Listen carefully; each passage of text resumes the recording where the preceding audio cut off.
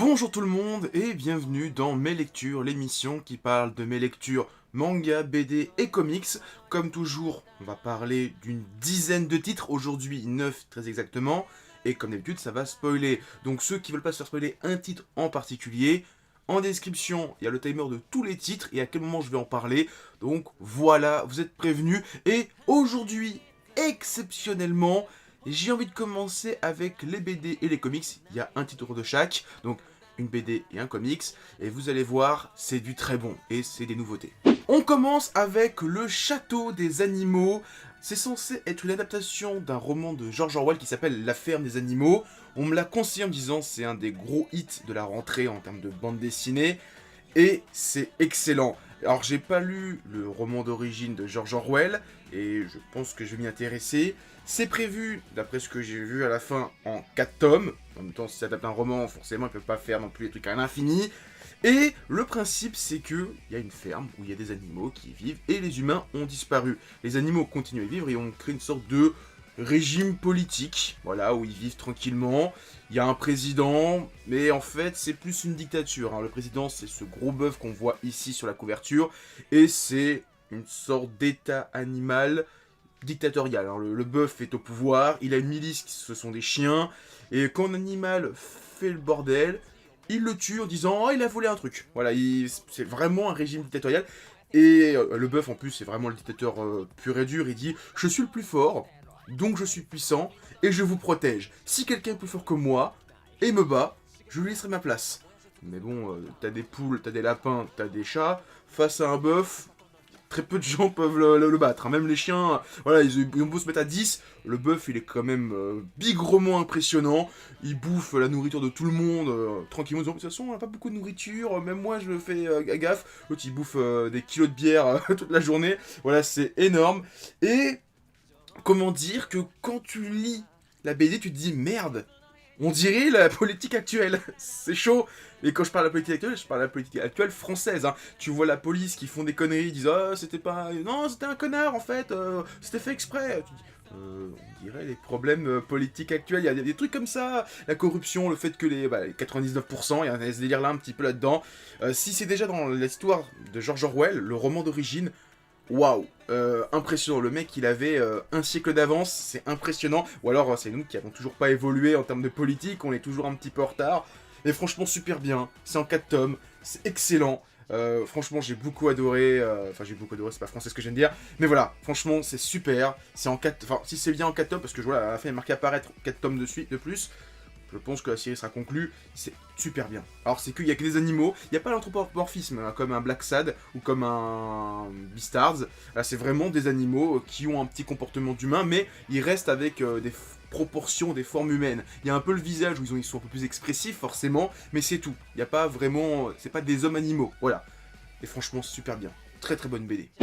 Ensuite, on va parler de Lobaloka, le second spin-off de la série Mutafukaz. Mutafukaz, si vous connaissez toujours pas, honte à vous. J'ai fait une vidéo il y a un an maintenant sur le comics et le film qui est sorti. Je risque d'en reparler prochainement. Je vous dis pas quand, vous inquiétez pas, il y aura une vidéo sur Mutafukaz prochainement sur la chaîne. Et donc c'est le second spin-off, le premier s'appelait Puta Madre, c'était sur le passage Del Diablo, c'était toujours écrit par Ron, le créateur de Mutafukaz, et c'était dessiné par Neyef, qui a fait je sais plus trop quoi. Là c'est dessiné par Singelin, qui a dessiné The Grocery, et qui a donc écrit et dessiné PTSD, qui était excellent.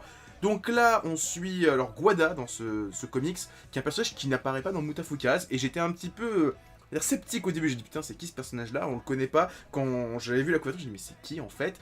J'étais un peu sceptique, j'ai dit bon on va commencer, et dès les premières pages j'ai kiffé parce que bon la première page ça commence avec une scène de sexe, voilà. Les 3-4 premières pages c'est l'héroïne qui se fait déflorer par un mec, voilà, après tu vois sa vie de lycéenne, il y a une blondasse qui la fait chier, elle la tabasse, c'est excellent, et à la fin du premier chapitre, enfin du premier numéro, hein, qui fait une trentaine de pages, on apprend le lien qu'elle a avec Mutafukaz. Voilà. Et on voit aussi que c'est lié à une... comment c'est par rapport à la chronologie de Mutafukaz.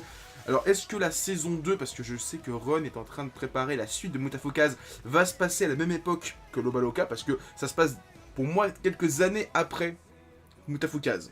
hein, par rapport à ce qu'on sait à la fin du numéro. Et voilà, franchement, j'adore. Là, j'ai donc le petit truc avec le Polysirène, et au fur et à mesure, je vais avoir les numéros.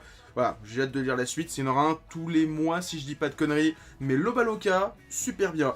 Si vous n'avez pas le collecteur, c'est dommage. Bon, moi je trouve que c'est bien parce que je vais pouvoir ranger le numéro. Ils vont pas être éparpillés partout, ils sont vraiment dans ce petit coffret. Sinon, je n'avais pas fait ça, j'aurais pris l'édition de luxe après, qui serait regroupée dans un gros bouquin. Mais voilà, franchement, Lobaloka, super bien. Même si vous connaissez pas encore Mutafukaz, vous pouvez commencer avec Lobaloka. Il n'y a pas trop de lien encore avec Mutafukaz, mais vu la fin du numéro 1, c'est sûr et certain qu'après, si vous connaissez pas Mutafukaz, vous êtes sûrement perdu. Déjà, vous serez un petit peu perdu parce qu'il y a un personnage qui est mentionné à la fin du numéro. Si vous connaissez pas Mutafukaz, vous n'allez pas avoir ce fan service qui va dire oh putain, c'est ce personnage-là. Voilà, mais Lobaloka, très très bien. De toute façon, Saint-Jean, j'adore ce qu'il fait. En termes de dessin, j'adore ce qu'il fait. On passe maintenant au manga avec du Kurokawa, et c'est logique parce que tous les mois, Kurokawa balance tous leurs titres d'un coup. Souvent, c'est au milieu du mois. Et on commence avec la 6ème saison de Hippo, Hajime no Hippo, saison 6, The Fighting, qui va faire 21 numéros. Voilà, je le sais, il y a les petits autocollants, ça va jusqu'au tome 130. Alors, sachant que je me suis renseigné, au Japon, ils en sont au tome 125, 127, je sais à peu près. Donc, Kurokawa a pour ambition de rattraper d'ici, on va dire, 1 an et demi, 2 ans, la publication japonaise. Ça veut dire qu'on va vraiment être très proche des japonais, c'est cool. Parce que moi qui ne suis pas les scans, je sais, j'ai vu 2-3 trucs, des trucs passer, je me dis ah non. Maintenant, d'ici 2-3 ans, je serai au même niveau que tout le monde, quasiment, avec peut-être 1 an ou 2 de retard. Donc, cette saison commence là où s'était arrêté la saison précédente, avec Takamura qui avait dit à Hippo, il y a une ligne. Le monde des hommes, le monde des champions. Voilà, t'es pas dans le monde des champions, reste où tu es. Et Hippo, il se remet un peu en question. Et on enchaîne direct avec le match pour... Alors, c'est pour les poids moyens, donc c'est pour la Ligue WCA contre WCB, si je dis pas de conneries, j'ai un doute sur les noms, où Takamura va gagner une autre ceinture de champion de la même catégorie, mais d'une autre ligue de boxe. Et pour ouvrir son match, on a... Alors, putain, j'ai plus son nom. Ryo Mashiba, donc celui qui fait Hitman, le style Hitman qui affronte un champion de notre pays. Le combat est trop stylé. Franchement, le moment où il va lui donner un coup par-dessus, tu fais Shiamsu, il me touchera pas, il me touchera pas. Uppercut dans ta gueule. Après lui marave sa tronche, c'était excellent. Et ensuite, on a Sendo qui a toujours pas fini son match à la fin de ce tome, qui affronte un mec avec son style un petit peu boxe mexicaine. Trop cool. Franchement, Sendo, en plus avec son nom, il dit c'est plus un tigre, c'est un tigre à dents de sable. J'ai fait oh, c'est trop stylé. J'espère tellement qu'on va revoir Vork parce que c'est un de mes personnages préférés, Vork. Là, on a un match avec Mashiba, on a un match avec Sendo. Oh là là, j'ai hâte de lire la suite. Et donc, le prochain match, le match de Takamura. Mais bon, je sens que c'est un match un petit peu rapide. On fait monter la sauce, je sens que Takamura va le niquer en 2 minutes. Je sais pas pourquoi. Voilà, je sens que c'est pas un adversaire super dangereux pour Takamura. Machin bison, je sens qu'il est un peu osef. Mais ouais, Hippo the Fighting. Alors là, par contre, je sais que la saison 6, il y aura pas un tome tous les mois. Là, je pense que Kurokawa prend son temps parce que, comme ils espèrent de rattraper jusqu'au tome 130, si d'ici 1 an et demi ils sont au tome 129 et qu'il n'y a toujours pas le tome 130 au Japon, on va attendre 6 mois, 1 an d'avoir la suite. Je pense qu'ils prennent leur temps pour qu'au moins au Japon, il y ait les 130 tomes qui soient sortis, et ensuite ils vont peut-être aller un peu plus vite. Mais en tout cas, Hippo, si vous ne connaissez toujours pas, allez-y. C'est 110 tomes, mais 110 tomes de pur plaisir. Basilisk The Oka Ninja Scroll, tome 3 sur 7. La série est finie au Japon en 7 tomes. Ceux qui connaissent pas, au début du mois, j'ai quand même fait une grosse vidéo sur Basilisk, premier du nom, donc la série d'origine. Ça, c'est la suite qui se passe des années après. J'étais un petit peu sceptique, parce que j'ai découvert la série avec l'animé, qui est nul à yesh. Très clairement, là, plus ça avance le manga, plus la série était nulle à yesh. Même au niveau des pouvoirs, là, on voit, alors c'est censé être le mec qui invoque des insectes, et la fille qui avait des pouvoirs de phéromones. En fait, c'est pas du tout son pouvoir dans le manga. Son pouvoir, c'est qu'elle crée du poison. C'est une sorte de... Comment ça s'appelait déjà Kagero. Non, ouais, c'est Kagero, mais en 1000 fois plus dangereux. Parce que Kagero, c'était juste son haleine qui était toxique. Elle, c'est son sang, c'est sa sueur, c'est ses larmes. C'est Coco. Voilà, dans Toriko. Voilà, c'est vraiment ce personnage-là. Ils affrontent un mec, alors le petit vieux qui invoque des monstres. Et waouh, ça part vite dans la politique, l'histoire du Japon. Si on n'est pas très au fait de l'histoire du Japon, on est un peu perdu. Et surtout, par rapport au manga d'origine Basilisk, il y avait une histoire un peu politique avec les ennemis des... alors c'était comment déjà? Enfin, les mecs qui étaient au pouvoir, le gouverneur, c'était les... Toyotomi, je sais plus, bon, voilà, le gouverneur de l'époque qui disait qu'il, dans le roman d'origine, il disait qu'il avait un ennemi qui s'appelait Toyotomi. Ils en reparlent là-dedans. Ceux qui ont lu que le manga, ils vont pas trop comprendre c'est quoi le lien avec Basilisk premier du nom. Et bon, même s'ils essayent de faire des liens un petit peu, par exemple, ils expliquent un petit peu l'origine des personnages, qui est un petit peu mystérieuse. Là déjà, dans les premiers tomes, je trouvais que c'est un peu bizarre. Ils disaient, ouais, c'est les enfants de machin et machin. Je dis, mais ils ont fait comment? Et là, ils essaient de... Même eux, ils sont en train de se dire, mais en fait, comment ils ont fait? Et là, c'est vrai que tu vas me dire, ouais, mais c'est vrai qu'ils ont fait comment? Voilà, c'est un petit... Je pense que ça va être le gros plot twist de la série. Mais en tout cas, c'est super bien, les combats sont cool. De toute façon, là, ça va être un tome, un combat entre les 5 mecs de Meijin, là, non, c'est Jojin, contre les 5 ninjas, là, qui protègent les héros. Donc là, le tome précédent, c'était le gros musclé avec la fille au gun. Là, c'est la fille qui fait du poison avec le mec qui invoque des insectes. Et on a le début du match suivant avec le mec qui avait des yeux partout et la fille qui pouvait faire des ectoplasmes d'elle. Voilà, en tout cas, c'est vraiment bien. Mieux que l'animé. L'animé était nul à chier. Ne le regardez pas. Très clairement, ne regardez pas l'animé. Il est pourri. Le manga est bien mieux. Et en même temps, l'animé a adapté le premier tome et après, ils ont fait n'importe quoi. Le manga est vraiment super bien et c'est quand même violent en plus, hein, c'est hyper violent. Là où l'anime était nul à chier, c'était même pas violent, il y avait rien. Là, il y a des gueules, tu fais ah ouais, Héloïne elle se prend un coup d'épée dans le bide, tu fais ah ouais, c'est chaud quoi. Donc là, il y a même le personnage qui est avec les yeux qui est partout, il s'arrache les yeux, je dis oh, c'est super violent. Mais ouais, Basilisk, super bien. Lisez le manga, ce manga là, Basilisk, le manga est très bien aussi. Même si j'ai une préférence pour l'anime, par contre pour lui. Mais Basilisk, The Hokage Scroll, vraiment super bien. One Punch Man, tome 17. Avec ce tome, on va dire qu'on a fini un premier arc de la saga de Garou. Parce que la saga de Garou et l'Alliance des Monstres, elle est clairement pas terminée. De toute façon, elle est toujours pas terminée à la fin de ce tome. Là, il y a, on va dire, le gros méchant, on va dire, de cet arc, c'était le Scolopendre géant, qui est détruit. Et ouais, toujours aussi cool, là, les combats. Il y a, comment ça s'appelle? Déjà qu'on a terminé l'arc du tournoi d'arts martiaux qui était... J'en pouvais plus. Là, on retourne sur du gros combat contre des monstres. Avec, t'as, comment il s'appelle Croc d'Argent et son frère qui affrontent le Scolopendre. Ils font leur technique de frère où ils synchronisent. C'est stylé. Ils disent ouais, les seuls qui peuvent le battre, c'est la Tatsumaki, c'est Blast. Et en plus, quand tu te montres Blast, on voit un petit peu Blast, tu dis ouais, Blast il n'existe pas. C'est Saitama, c'est sûr et certain maintenant. Là, je pense que Blast, ils l'ont jamais vu. C'est un mec qu'ils ont mis numéro 1, mais il n'existe pas du tout, et c'est sûr et certain que c'est Saitama. Là, c'est quasiment confirmé, ils disent ouais, le mec qui a battu le Scolopendre il y a 20 ans, c'était Blast. Il dit ouais, mais Blast, enfin celui qui a battu le Scolopendre, pour moi, c'est Saitama dans un bonus. Donc pour moi, Saitama, c'est Blast. Maintenant, pour moi, c'est quasiment sûr et certain. Et bon, ils ont beau galérer contre le Scolopendre, Saitama il arrive, One Punch, fin du duel. Voilà, c'était épique. Et là, on va vraiment présenter un petit peu les héros de classe S. On voit Zombieman qui est là-dessus, mais là on nous montre aussi... Il y a Zombieman qui fait un peu de trucs, il part en expédition. Il y a les 4-5 héros de classe S qui vont faire une alliance pour affronter l'alliance... Enfin, qui vont s'allier pour affronter l'alliance des monstres, qui est quand même ultra vénère. Là, les mecs, là, c'est vraiment des bouffeurs de guêpes. J'ai hâte de lire la suite, et ouais, super bien, là, toujours... J'aime bien le passage où Saitama donne un gros coup de poing dans ce Scolopendre, et on voit se détruire au fur et à mesure. Et que les gens continuent à parler, et tu vois derrière dans le décor, tu vois le Scolopendre qui continue à se détruire, parce que ça fait l'ongle de choc qui se poursuit jusqu'au bout de sa queue, c'est génial, franchement super bien. Non, il y a des super scènes, la scène où t'as Croc d'Argent et son frère qui se battent, qui se synchronisent, qui font leur technique, c'était trop cool. Non, c'est super duel, super tome, toujours de toute façon Yusuke Murata, excellent. Mob Psycho 100 ou Mob Psycho 100 tome 12 sur 16, il reste plus que 4 tomes avant la fin de la série, et ce tome n'est toujours pas la conclusion de la saison 2.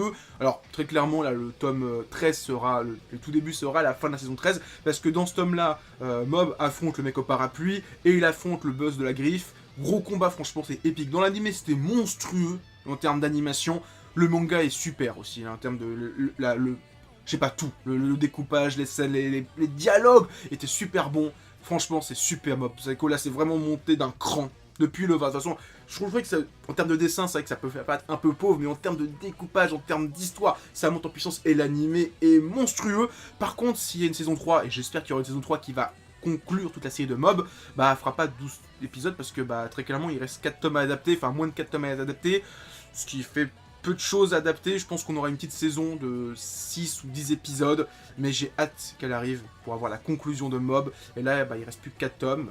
Vivement la fin, j'ai hâte de lire la fin. Surtout qu'il y avait une histoire avec un brocoli, donc j'ai hâte de savoir c'est quoi ce brocoli qu'on voyait à la fin de la saison. mais en tout cas, Mob, waouh, là, franchement, c'est super. Il faut vraiment que je me prenne les épisodes en physique, là, qui sont chez All The Anime. Je sais que la saison 1, la saison 2 n'est pas encore sortie. Peut-être que je vais attendre que la saison 3 sorte, qu'ils fassent un pack Mob entier avec tous les épisodes. Mais en tout cas, Mob Psycho 100, putain, qu'est-ce que c'est bon. Je préfère, très clairement, je préfère One Punch Man. Hein. Depuis le début, là, depuis que j'ai commencé Mob, je trouve ça bien mieux que One Punch Man.